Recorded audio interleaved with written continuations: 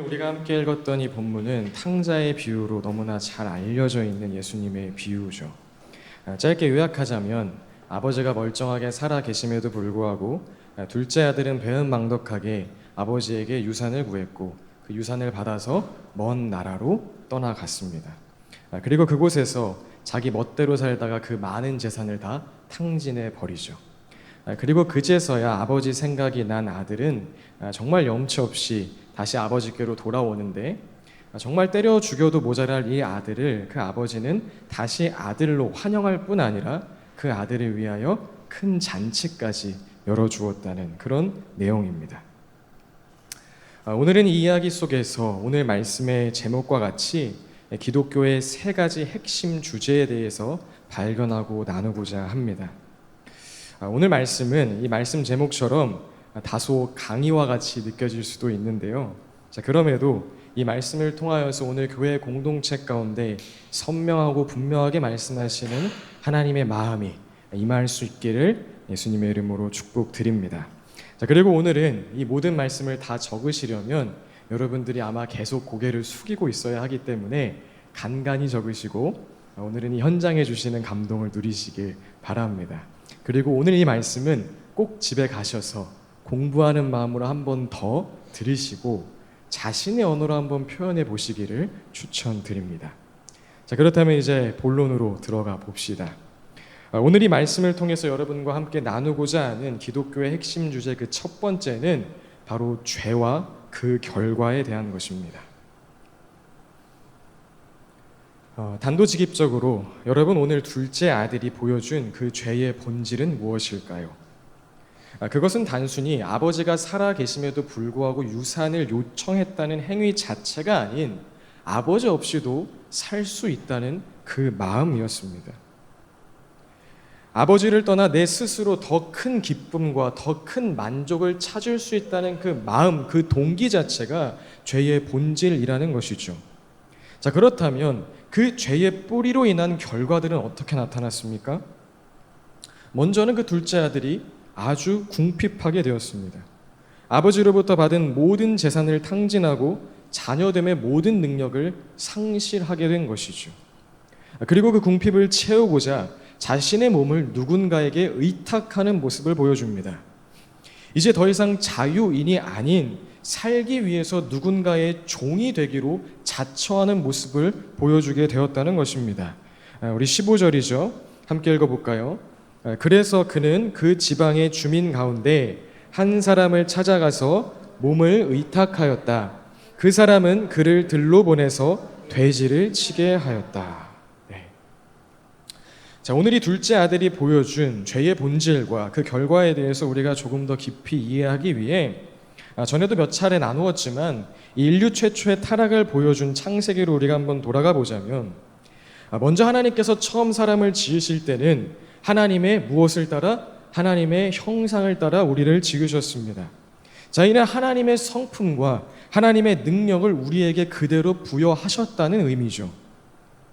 따라서 세상 모든 만물은 정해진 시간 따라 살아가지만 오늘처럼 이렇게 날씨가 추워지면 동물은 자동적으로 겨울잠 잘 준비를 하고 식물들은 낙엽을 떨어뜨릴 준비를 너무나 자연스럽게 하지만 오직 사람만이 스스로 선택할 수 있는 자유의지를 얻게 되었고 그 능력으로 하나님께서 만드신 모든 창조 세계에 대하여 생육하고 번성하고 충만하고 정복하고 다스릴 수 있는 그 신적 능력이 허락되어졌다는 것입니다. 창세기 1장 27절 28절입니다. 함께 읽어보겠습니다. 시작. 하나님이 당신의 형상대로 사람을 창조하셨으니 곧 하나님의 형상대로 사람을 창조하셨다. 하나님이 그들을 남자와 여자로 창조하셨다. 하나님이 그들에게 복을 베푸셨다. 하나님이 그들에게 말씀하시기를 생육하고 번성하여 땅에 충만하여라. 땅을 정복하여라. 바다의 고기와 공중의 새와 땅 위에서 살아 움직이는 모든 생물을 다스려라 하셨다.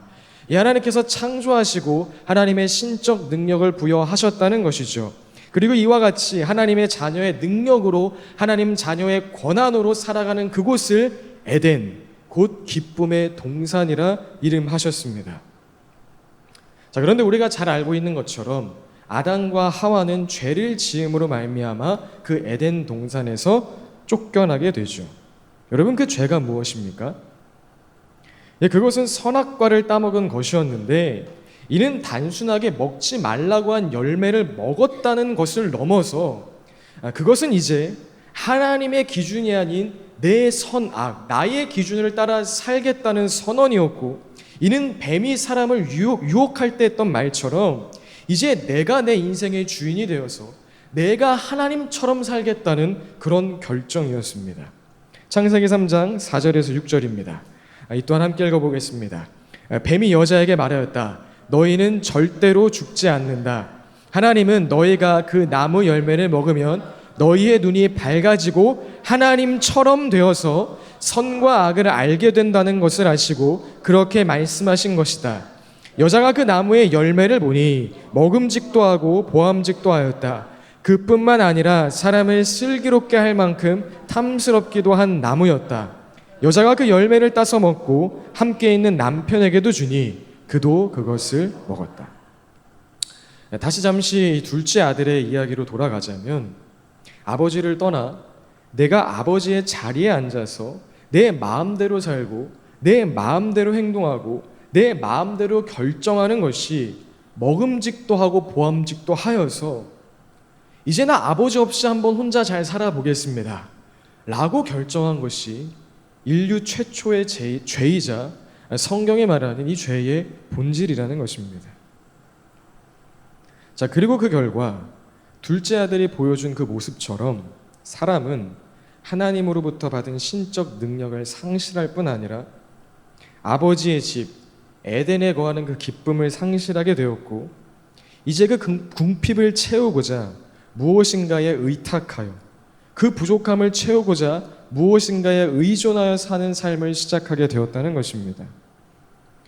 바로 이어지는 가인과 아벨의 사건부터 인정받지 못한 그 인정의 궁핍을 채우고자 분노에 의존하여 인류 최초의 살인을 저지르는 모습을 보여주고 있는 것을 우리가 확인할 수 있죠. 자, 그렇다면 저와 여러분은 어떻습니까? 그리고 이 세상은 어떠합니까? 놀랍게도 이 원리가 그대로 적용되는 것을 우리가 확인할 수 있죠. 수많은 사람들이 하나님 없이 잘 살 수 있다, 하나님 떠나면 오히려 더 행복할 수 있다, 우리는 그렇게 아름다운 세상을 만들어 갈 수 있다라고 자신하며 하나님을 떠나 삽니다. 그러나 하나님 아버지를 떠난 그 순간부터 모든 사람은 결국 항상 부족하고 항상 궁핍하고 항상 끝도 없이 무엇인가를 바라고 또 바라는 이 삶의 굴레에 갇혀버리게 되었죠. 그리고 아버지가 사라진 공백, 그 채워질 수 없는 진공을 조금이라도 채우기 위해 돈에, 명예에, 사람의 인기에 의탁하고자, 돼지를 치는 종이라도 되어보고자 서로 경쟁하고 시기하고 질투하고 미워하고 사기치고 무자비하게 살아가게 되었습니다. 자, 이와 같은 죄의 수많은 결과를 보여주는 것이 우리 인류의 역사이자 지금 우리가 바라보고 있는 현실이라는 것입니다. 따라서 로마서에서 바울은 이렇게 기록합니다. 로마서 1장 28절에서 31절입니다. 함께 읽겠습니다. 사람들이 하나님을 인정하기를 싫어하므로 하나님께서는 사람들을 타락한 마음자리에 내버려 두셔서 해서는 안 될 일을 하도록 놓아두셨습니다. 사람들은 온갖 불의와 악행과 탐욕과 악의로 가득 차 있으며 시기와 살이와 분쟁과 사기와 저기로 가득 차 있으며 수군거리는 자요, 중상하는 자요, 하나님을 미워하는 자요, 불손한 자요, 오만한 자요, 자랑하는 자요, 악을 꾸미는 모략꾼이요, 부모를 거역하는 자요, 우매한 자요, 신의가 없는 자요, 무정한 자요, 무자비한 자입니다. 하나님을 인정하지 않는, 하나님 없이도 잘 먹고 잘 살 수 있다라고 말하는 것이 죄의 근본적인 출발이요, 또한 그 죄의 뿌리는 로마서가 지금 말하고 있는 것과 같이 수많은 죄의 열매들을 만들어내었다는 것입니다. 그리고 그 결과는 무엇입니까? 죄에 대한 값은 사망, 영원한 형벌이라고 성경은 분명하게 우리에게 말하고 있습니다. 자, 그렇다면 우리는 하나님을 떠난 그 죄, 그 죄의 열매, 이로 인한 그 죄의 값을 피하기 위해 어떻게 해야 할까요? 바로 이 부분에서 우리는 오늘 말씀을 통해 나누고자 하는 두 번째 기독교의 핵심 주제로 넘어갑니다. 그것은 바로 회개와 은혜입니다. 한번 따라해 볼까요? 회개와 은혜. 네. 여러분, 죄에 합당한 결과, 곧 이 심판을 피하기 위해서는 이 죄에 대한 분명한 회개가 있어야 합니다. 자, 그렇다면 여러분, 여기서 회개란 무엇입니까? 그것은 헬라어로 하면 메타노이아, 단순한 후회와 뉘우침이 아니라 삶의 전체적인 돌이킴을 의미합니다. 오늘 둘째 아들이 보여준 모습처럼 이제 제정신이 들어서 그동안의 삶을 뉘우치며 다시 아버지의 집으로 돌아가기로 선택하는 것이 바로 돌이킴, 회개라는 것이죠. 자, 그런데 둘째 아들과 같은 마음은 사실 회개라는 이 큰 틀 속에 하나의 작은 점에 불과하지 이와 같은 모습에 회개하는 것이다 라고 결론 지을 수는 없습니다. 자, 왜냐하면 둘째 아들의 죄의 값, 곧 저와 여러분의 이 죄의 값은 어느 날 내가 잘못 살고 있구나 깨닫고 하나님께 돌아가야지 그렇게 마음 먹는다고 해결될 수 있는 그 정도 수준의 문제가 아니기 때문이죠. 둘째 아들이 회개의 마음을 먹는다고 한들 멀쩡히 살아있는 아버지의 유산을 구한 것부터가 사실 돌에 맞아 죽을 일인데 그 모든 유산을 탕진하고 왔으니 아무리 눈물 콧물 흘리며 전심으로 회개한다 해도 둘째 아들은 아버지께 돌아가기도 전에 마을 사람들에게 맞아 죽을 그런 운명이라는 것입니다. 또 본문 19절에 둘째 아들이 나는 더 이상 아버지의 아들이라고 불릴 자격이 없으니 나를 품꾼의 하나로 삼아 주십시오 라고 아버지께 이렇게 말할 준비를 하고 있는 것을 보아서 우리는 이 탕자가 말뿐인 돌이킴이 아니라 어떻게든 자신의 죄값을 지불하고자 아버지의 품꾼으로 열심히 일해서 그 돈으로 조금씩 갚아 나아가겠다는 약간의 철든 생각을 했음도 알 수 있습니다. 자, 그러나 그런다 한들 둘째 아들이 탕진한 돈, 그 죄값은 품꾼이 번 그 돈으로는 평생 일해도 절대 갚을 수 없는 돈이었다는 것이 진짜 문제라는 것입니다. 현재 한국 최고 부자의 자산이 약 15조 원이라고 합니다. 실감도 안 나시죠? 한번 이 금액으로 계산을 해보자면 둘째 아들이 아버지께 받았을 유산은 유대법상 이 장자는 두 몫을 가져가기 때문에 이 둘째 아들은 그 두 몫을 제외한 3분의 1인 얼마? 5조 원을 가져가게 됩니다. 현재 한국 최저 시급은 9,860원이라고 해요. 여러분, 잠만 자고 하루에 18시간씩 최고 강도의 노동을 쉬지 않고 한다고 할 때 이 아들이 자신의 죄값을 치르는 데 필요한 시간은 약 77,000년입니다. 이 말이 무슨 뜻이에요? 택도 없고 불가능하다는 거죠. 하나님을 떠나 내가 내 인생의 주인 되어 사는 것 다 부질없구나, 헛되구나, 바람을 잡는 일이구나 깨닫고 아버지의 집으로 돌아가기로 회심하기로 결정해도, 그리고 그 죄의 값을 어떻게든 갚아보겠다고 별짓을 다 해도 그 마음과 태도는 너무나 귀하고 칭찬할 만하나 정말 안타깝게도 우리가 치러야 할 그 죄의 값 앞에 우리의 의지는, 우리의 마음은 정말 아무런 효력도 발휘할 수 없다는 것입니다. 따라서 필요한 것이 무엇입니까? 우리의 회개 가운데는 반드시 아버지의 은혜, 아무 조건 없는, 이해할 수 없는 아버지의 은혜가 반드시 필요한 것입니다. 본문 속으로 잠시 들어가 보자면 돼지가 먹는 주염 열매조차 먹을 수 없는 처지에 놓인 둘째 아들은 말씀에 기록된 것처럼 그제서야 정신이 들어서 아버지의 집으로 돌아가길 결정합니다.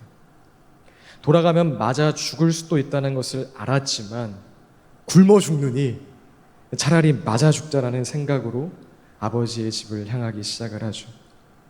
그러면서 아들은 만약 내가 아버지를 만나면 그 즉시 나는 더 이상 아들의 자격이 없습니다. 아들로 불릴 수가 없습니다. 나를 그냥 품꾼의 하나로 삼아 주십시오. 내가 열심히 일해서 조금이라도 갚아 나가겠습니다. 그렇게 말해야겠다 생각하고 그 아버지의 집을 향하는 멀고 먼 길 내내 그 말을 되뇌이고 또 연습하고 또 연습하면서 아버지의 집을 향해 갔습니다.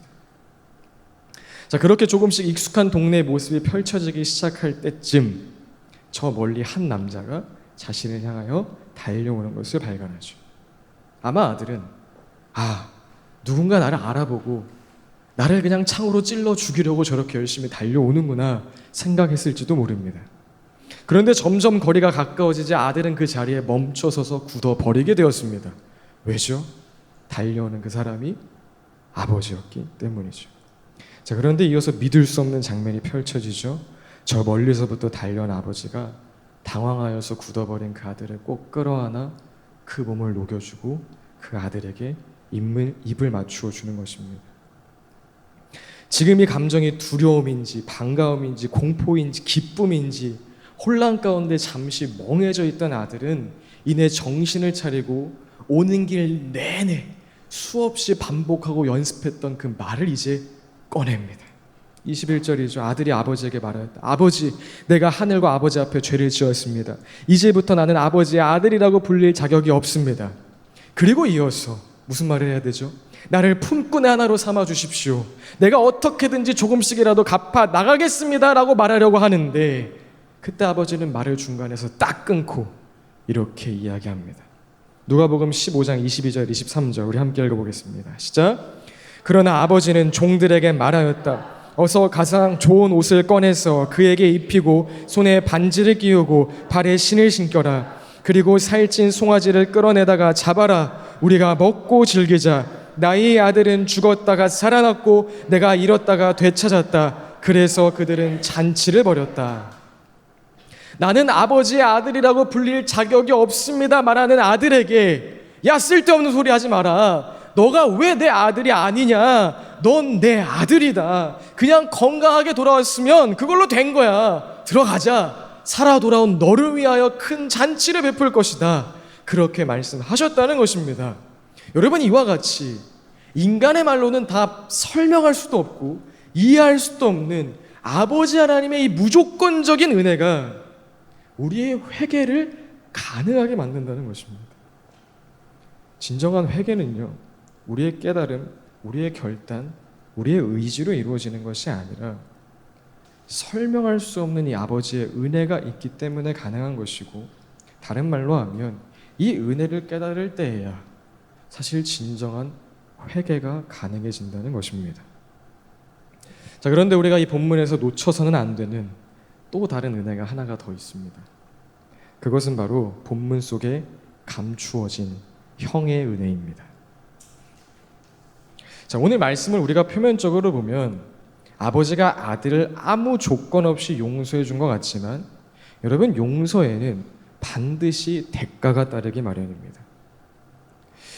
만약 제게 100만 원을 빚진 어떤 사람에게 제가 그 돈 안 갚아도 됩니다 라고 말하면 용서를 받는 그 사람에게는 값없는 용서일지 몰라도 용서를 한 제 입장에서는 100만 원의 손실이 발생한 것처럼 용서를 받는 입장에서는 아무 조건 없는 용서, 이 말이 맞지만 전체적인 그림 속에서는 반드시 어느 한 사람이 그 용서의 대가를 치르게 되어 있다는 것입니다. 이해가 되시죠? 자, 그렇다면 동생의 죄를 아버지가 그렇게 용서해 줄 때 그 용서로 인한 대가를 치러야 하는 사람은 누구일까요? 형입니다. 동생은 이미 아버지의 재산 중에 3분의 1을 가지고 나가서 모두 사용해 버렸습니다. 자, 그런데 그런 동생을 다시 아들로 받아들인다는 것은 동생이 탕진한 재산은 그냥 없었던 것으로 하고 현재 상황에서 다시 3분의 1을 동생에게 주어야 하는 것이기 때문에 동생을 받아줌으로써 동생의 그 죄의 값은 고스란히 형에게 피해로 돌아가게 된다는 것입니다. 자, 물론 잠시 뒤에 나눌 오늘 본문 속에 등장하는 탕자의 형은 동생의 죄로 인해 발생한 그 죄의 대가를 감내하려고 하지 않았지만, 그럼에도 우리가 전체적인 스토리에서 절대 놓쳐서는 안 되는 부분이 있다면 오늘 저와 여러분이 하나님 아버지의 집에 다시 들어갈 수 있었던 것은 아버지가 착해서 공짜로 그렇게 주어진 것이 아니라 이야기 속에 감춰져 있는 우리의 참된 형, 누구입니까? 예수 그리스도. 우리의 죄로 인한 모든 피해를 묵묵하게 감내하신 예수 그리스도의 은혜가 있었기 때문에 우리가 그 집으로 다시 돌아갈 수 있었음을 분명하게 알아야 한다는 것입니다. 팀 켈러 목사님은 탕부 하나님이라는 책에서 이렇게 기록합니다. 우리 천천히 함께 읽어볼까요? 시작. 결격된 형을 비유 속에 등장시킴으로써 예수님은 진정한 형을 상상하고 동경하도록 우리를 유도하신다. 우리에게는 그런 형이 계시다. 우리의 진정한 형은 십자가에서 우리 대신 우리의 빚을 갚아주셨다. 거기서 그분의 옷과 존엄성이 벗겨지셨기에 우리는 자격 없는 존엄성과 신분을 입을 수 있다. 십자가에서 예수님이 버림받으셨기에 우리는 하나님의 집에 은혜로 값없이 받아들여질 수 있다. 거기서 그분이 영원한 형벌의 잔을 마시셨기에 우리는 아버지의 기쁨의 잔을 함께 나눌 수 있다. 이 진정한 형의 희생이 없이는 하늘 아버지가 우리를 받아주실 다른 길이 없다. 아버지의 값없는 은혜 뒤에 참된 형이신 예수 그리스도의 값비싼 피의 은혜가 있음을 우리는 동시에 기억해야 한다는 것입니다. 다시 한번요. 아버지의 값없는 은혜 뒤에 참된 형이신 예수 그리스도의 값비싼 피의 은혜가 있음을 함께 기억해야 한다는 것입니다. 이 내용을 조금 더 확장하기 위하여 추가적으로 설명하자면 오늘 본문이 기록된 이 누가복음 15장에 등장하는 세 가지 비유는 각각의 비유가 아니라 사실 하나로 연결되어 있는 비유인데 그 내용을 우리가 함께 보면 참된 형이신 예수 그리스도의 은혜가 회개의 역사 가운데 미치는 그 능력이 더 선명하게 다가옵니다. 누가복음 15장 4절에서 6절 함께 읽어보겠습니다. 시작. 너희 가운데서 어떤 사람이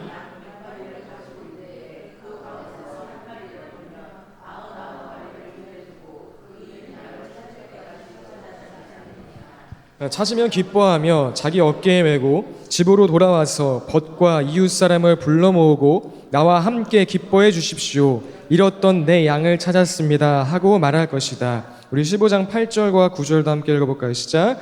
어떤 여자에게 드라크마 10잎이 있었는데 그가 그 가운데서 하나를 잃으면 등불을 켜고 온 집안을 쓸며 그것을 찾을 때까지 샅샅이 뒤지지 않겠느냐. 그래서 찾으면 벗과 이웃 사람을 불러 모으고 말하기를 나와 함께 기뻐해 주십시오. 잃었던 드라크마를 찾았습니다 할 것이다. 아멘.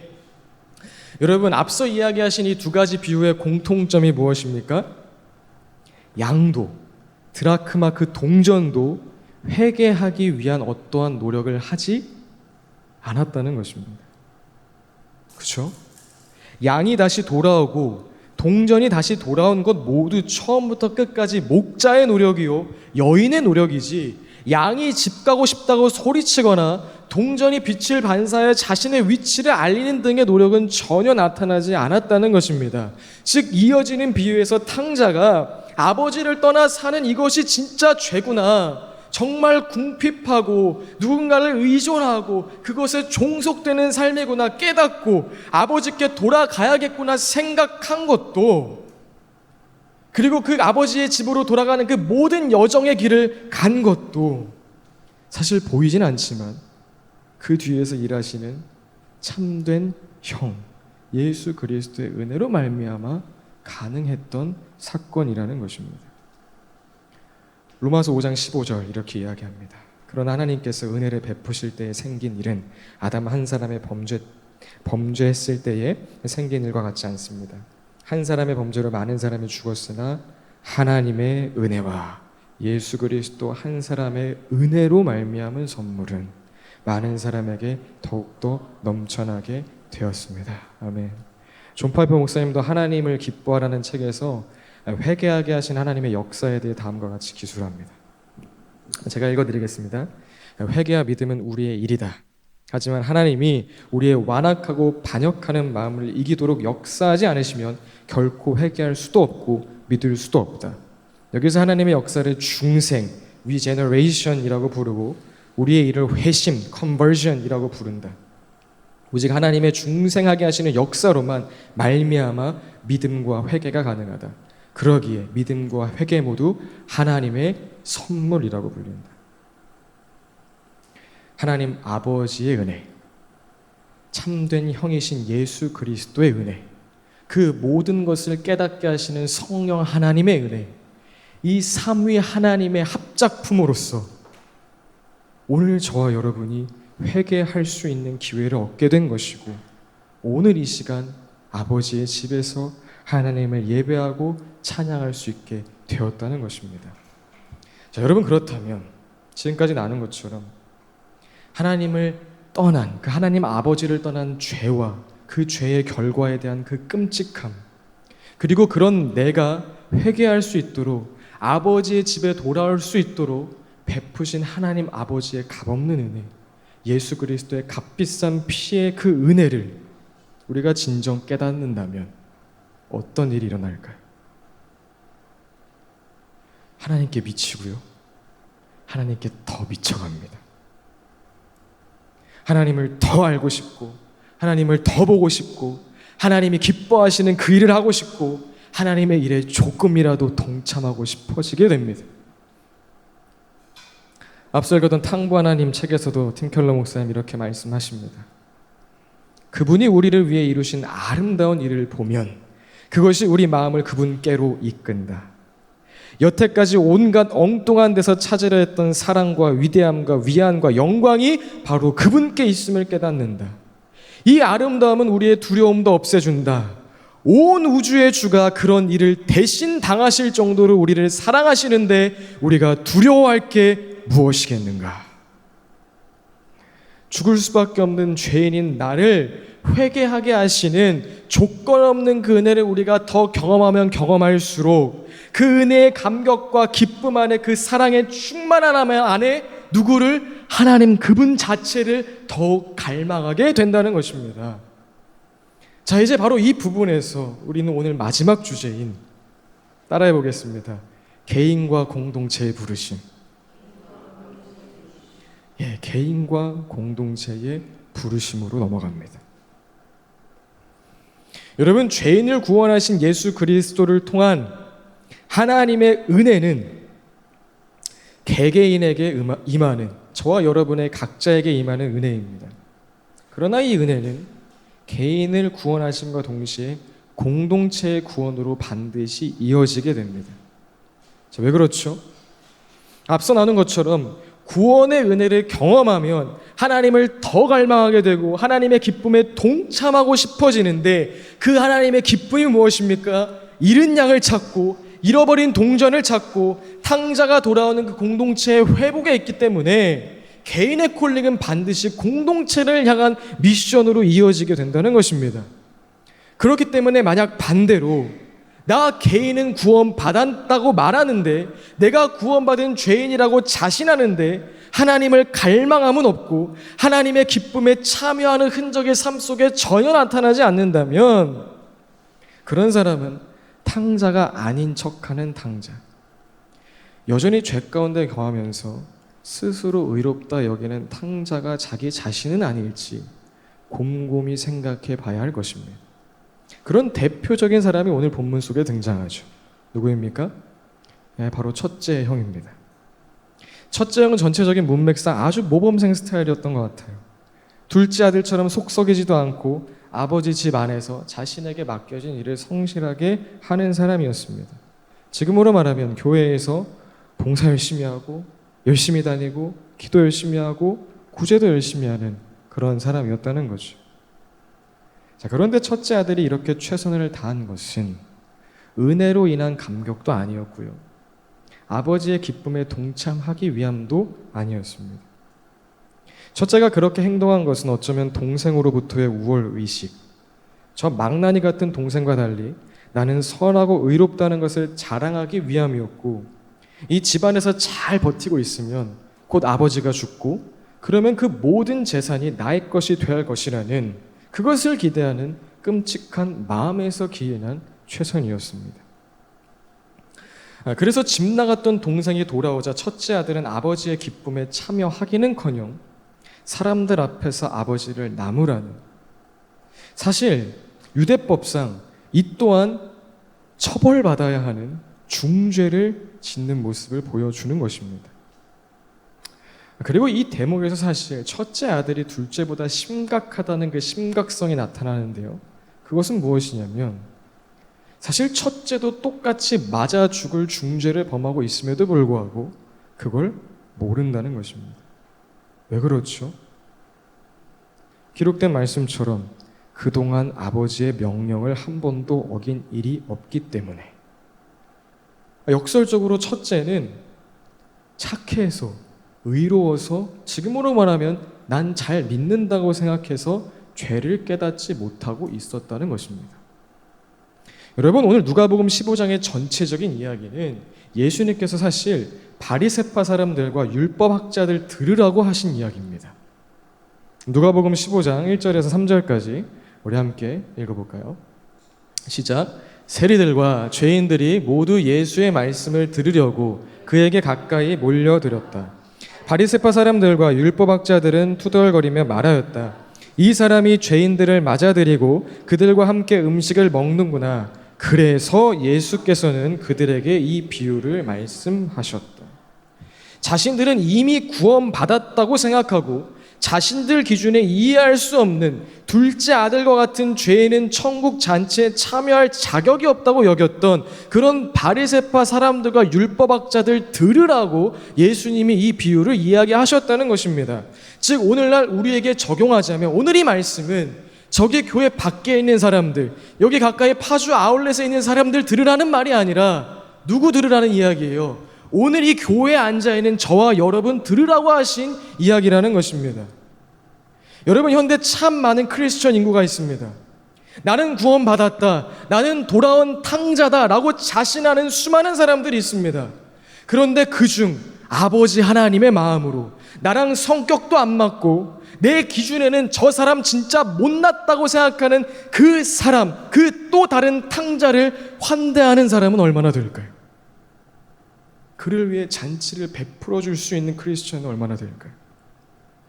나는 은혜를 입었다라고 간증하는 사람은 많은데 나의 의로움, 나의 옳음을 내려놓고 상대방의 말에 진심으로 귀 기울여주는 그런 크리스천은 또 얼마나 될까요? 회개했다고 말하는 사람은 많은데 아버지의 기쁨에 참여하기 위하여 나의 만족과 유익을 내려놓고 잃어버린 아들을 찾아 떠나는 아버지, 제가 다녀오겠습니다 말하는 자들은 얼마나 될까요? 이 부분에 대해 우린 정말 진지하게 고민하고 생각해 봐야 할 것입니다. 종교사회학자인 제임스 데이비스 헌터는 기독교는 어떻게 세상을 변화시키는가라는 책에서 다음과 같이 기록하는데요. 우리 함께 읽어보겠습니다. 시작. 세상에 관여하고 그것을 형성하고 마침내 그것을 더 나은 쪽으로 변화시키려는 열정이 이 세상을 살아가는 기독교인들의 지속적인 징표다.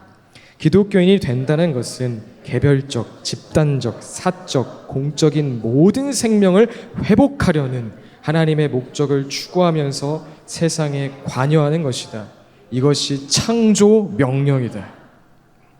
사랑하는 여러분, 죽을 수밖에 없었던 죄인인 우리를 하나님께서 당신의 무조건적인 은혜와 예수 그리스도의 그 조건적인 핏값으로 구원하신 이유는 방에서 혼자 마음 수양하라는 것이 절대 아닙니다. 죄의 심각성과 그런 우리를 구원하신 은혜의 감격을 실감하면 아무리 개인의 신앙 잘 지키라고, 개인의 거룩과 의로움이나 잘 지키라고 부추겨도 그렇게 첫째 아들처럼 동생이 집을 나가 아버지가 괴로워하고 있는 그 상황에서 혼자 집에 콕 들어박혀서 나 잘났다, 너 못났다 하고 있을 수가 없다는 것입니다. 죄의 심각성과 그런 나를 구원하신 은혜를 경험하면 하나님을 갈망하게 되고 하나님의 기쁨에 참여하고 싶어지게 되고 따라서 하나님이 원래 우리를 창조하신 목적처럼 개별적, 집단적, 사적, 공적인 모든 생명을 회복하는 일에 뛰어들게 된다는 것입니다. 오늘 우리는 탕자의 비유로 잘 알려진 이 본문을 통하여서 사실 진짜 짧지만 기독교의 핵심적인 세 가지 주제, 첫 번째 뭐였죠? 죄와 그 결과, 두 번째 회개와 은혜, 세 번째 개인과 공동체의 부르심에 대하여서 나누었습니다. 물론 오늘 우리가 나누었던 이 모든 말씀의 내용과 그 깊이가 순식간에 우리의 삶 가운데 다 적용될 수는 없겠지만 하나님의 주권적인 은혜로 이미 저와 여러분을 시작하셨으니 여러분 날마다 오늘 나의 삶 가운데 나타나는 그 죄의 모습이 얼마나 끔찍한지 발견하시고 또 그 모든 죄에서 나를 돌이키게 하시는 하나님의 은혜가 얼마나 위대한지 감격하시고 그 감격으로 인하여 그렇다면 내가 정말 크리스천으로서 하나님의 자녀로서 이 땅에서 오늘 살아야 하는 모습은 무엇인가 진지하게 고민하시고 뛰어드는 그런 사랑하는 토부 공동체 되시길 예수님의 이름으로 축복드립니다. 하나님 아버지, 우리를 불쌍히 여겨 주시옵소서. 나는 구원받았다 말하면서, 나는 의롭다 말하면서 저 밖에 저 죄인들을 보라, 난 얼마나 의로운가. 저 밖에 잘못 믿고 있는 사람들을 봐라, 난 얼마나 복음에 대해서 잘 아는가. 하나님, 그 마음으로 첫째 형처럼 집에 콕 틀어 박혀 있었던 우리를 불쌍히 여겨 주시옵소서.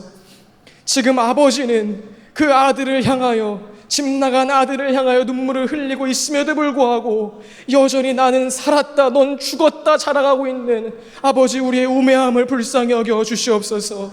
주님, 정말 우리가 얼마나 죄인인지 알게 하시며 그 죄를 해결하시기 위하여 삼위 하나님이 쏟으신 하나님의 열심, 그 은혜가 얼마나 큰지 알게 하시며 그 은혜의 감격을 알았다면 이제 하나님의 기쁨에 참여하는 삶을 살게 하여 주옵소서.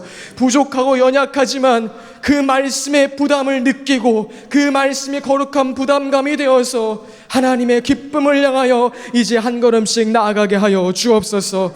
오늘 말씀 가운데 결단한 우리 교회 공동체 한 사람 한 사람 주님 붙잡아 주시고 한 주간 가운데 그 도전의 걸음, 그 하나님이 주신 기쁨의 걸음 다하게 하여 주옵소서. 감사드립니다. 예수님의 이름으로 기도합니다. 아멘.